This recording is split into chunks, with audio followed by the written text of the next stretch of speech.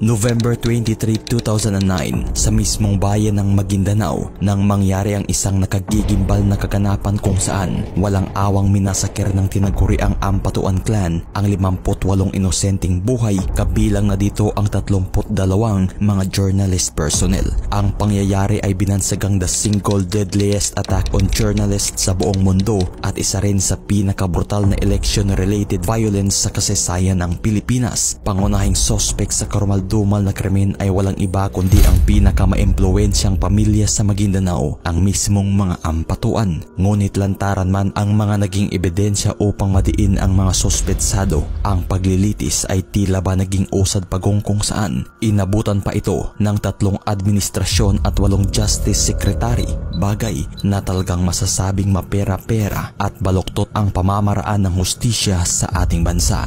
Ngunit ano nga ba talaga ang tunay na nangyari sa tinaguriang 2009 Maguindanao Massacre?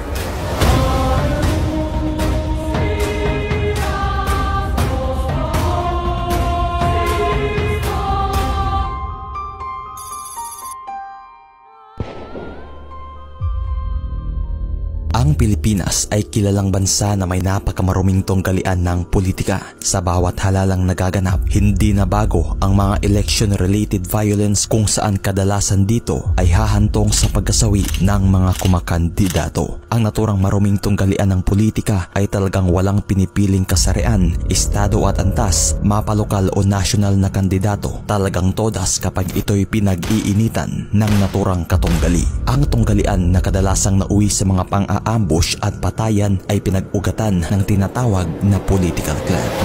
Ang naturang pamumunog ito ay siyang nakapagdudulot ng positibo at negatibong epekto sa mismong mundo ng politika. Isa sa mga pinaka-notorious na political clan sa Pilipinas ay matatagpuan sa munisipalidad ng Maguindanao na bahagi ng Central Mindanao at ito ay ang Ampatuan Political Clan. Ang mga Ampatuan ay talagang isa sa pinaka-kinikilabutang politiko sa naturang lugar nang dahil na rin sa karasang ginawa nito sa kanilang mismong panunungkulan, at ito ay walang iba kundi ang kinatatakutang angkan ni Andal Ampatuan Sr. Taong 1986 pa, sa mismong panunungkulan ni Pangulong Cory Aquino, tumunog na ang naturang pangalan ni Andal Ampatuan Sr. sa bayan ng Maguindanao, kung saan naging mayor ito sa munisipalidad ng Sharif Aguac sa loob ng 10 taon at naging gobernador ito sa Maguindanao mula taong 2001 hanggang 2008, at sa loob ng humigit 2 dekada, hinawakan ng mga Ampatuan ang buong Maguindanao kung saan 18 mayor dito ay talagang galing sa mismong angkan ng mga Ampatuan.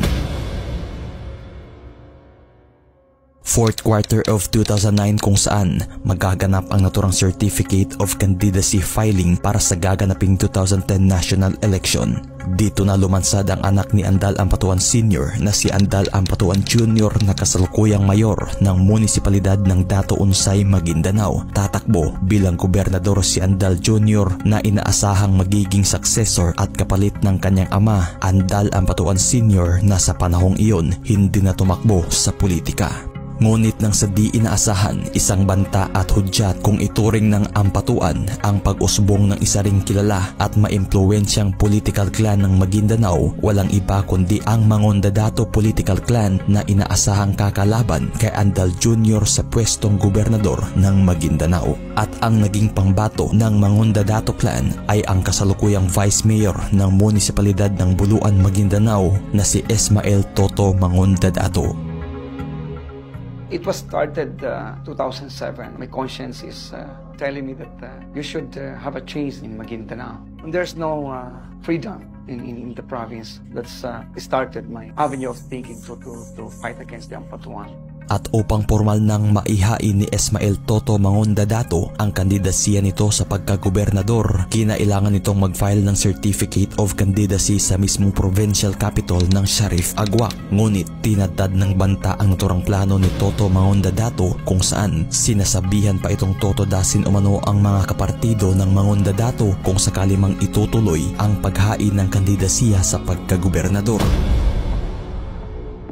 At nang dahil sa natanggap na mga death threat, humingi ng security escort si Toto Mangondadato sa mismong PNP Regional Command ng ARMM, ngunit tinanggihan lamang ito. Kung kaya't ng mga panahong iyon, nang dahil sa banta, pinili na lamang ni Toto Mangondadato na wag ng personal pang mag-file ng kandidasiya. Dito na ipinaubayan ni Toto ang naturang COC filing sa kanyang asawa kasama ang kanyang dalawang kapatid na babae at ang kanilang mga abogado. Isa sa mga rason kung bakit pinili ni Toto Mangondadato na ang kanyang asawa at mga kapatid na lamang nitong babae ang mag-file ng kanyang kandidasiya sa kadahilanan na umaasa si Toto Mangondadato na sa pamamagitan ng naturang Islamic tradition kung saan nire-respeto at hindi sinasaktan ang mga kababaihan, malaki ang tsansang maiwasan at mahadlangan ang mga bantang pag-atake ng kabilang panig at talagang umaasa rin itong maging hadlang ang media upang maiwasan ang posibleng trahedya.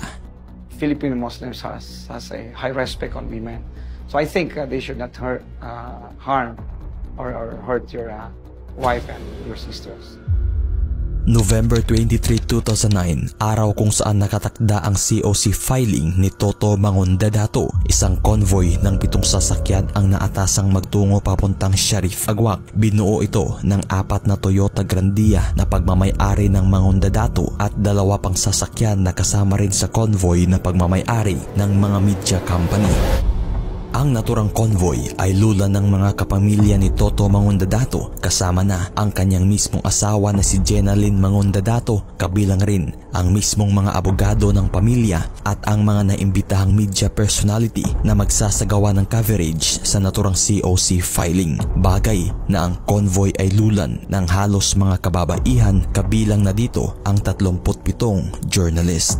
At nang binaybay na ng naturang convoy ang daan patungong Sharif Agwak, sa layong 10 kilometro na lang at mararating na ng naturang convoy ang Sharif Agwak, isang di inaasahang pangyayari ang gumulantang sa kanila. Hinarangan ng humigit 100 mga bandidong kalalakihan ang mga sasakyan ng Mangondadato at dito na hinijak ng mga armadong grupo ang buong convoy na sinakyan ng mga pamilya ng Mangondadato at mga journalist. Ngunit sa mga panahong iyon, 2 sa mga sasakyang napasama sa hijack ay hindi pala kasama sa naturang convoy. Ito ay ang pulang Toyota Vios at isang light blue na Toyota Tamaro FX na ayon pa nagkataon lamang umovertake ang mga ito na magtutungo sana papuntang Cotabato City at napabuntot sa naturang convoy ng Mangondadato. Bagay na kung saan sabit at talagang napasama ang mga ito sa naturang malagim na trahedya. Sa kabilang banda, maswerteng nakaligtas naman ang pang-7 sasakyang kasama ng convoy na lulan din ng mga journalist sa kadahilanan na bumalik ito sa bayan ng Buluan upang kunin ang sinasabing kagamitang naiwan. Sa kabilang banda naman sa mga oras na iyon, hawak at kontrolado na ng mga bandido ang manibela ng sasakyan. Dito na dinala at nagtungo ang buong convoy sa isang masukal na bahagi ng Sitio Masalay, Barangay Salman, Ampatuan, Maguindanao. Ngunit sa mga oras na iyon, nagawa pang matawagan ni Jenalyn Mangondadato ang asawa nitong si Toto Mangondadato at sinabing na hijack umano sila ng mga bandidong grupo kung saan pinamumunuan ito ni Unsay Jr. Pinagsasampal pa umano ni Unsay Jr. si Jenalyn at ito na lamang ang huling impormasyong natanggap ni Toto Mangondadato.